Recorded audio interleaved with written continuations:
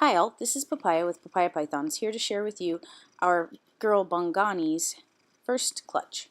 So she's a little dinker female from Africa. She was very orange with some strange pattern, and both of her eggs that were good this year hatched, and both babies have a lot of orange on them. But neither one looks exactly like mom. So they don't even look exactly like each other. One has a black head and one has a brown head. So we're just going to call them black and brown head from here on out to make it more simple. So you can see on this little black-headed one, the male, that there's a lot of even striping, so striping down the side, but not really any kind of dorsal stripe. And there's a tremendous amount of orange on the sides, just a really bright, pretty orange, kind of like an orange dream orange.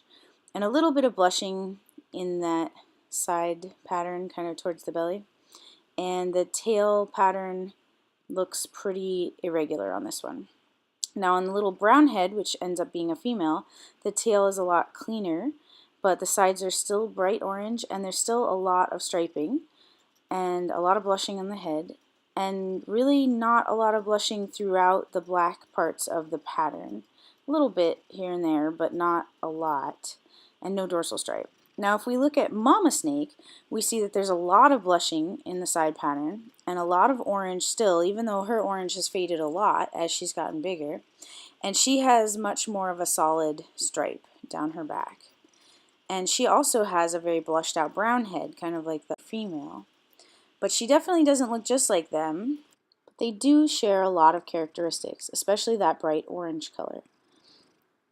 This is Bongani's belly, the mama snake, and you can see that she has a very clear section, but the female's belly, the female hatchling, isn't that clear, and the male's has even more of an erratic pattern.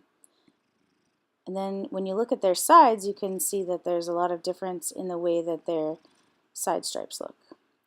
So we don't have a real normal, but we do have a very bright normal who may be het for golden.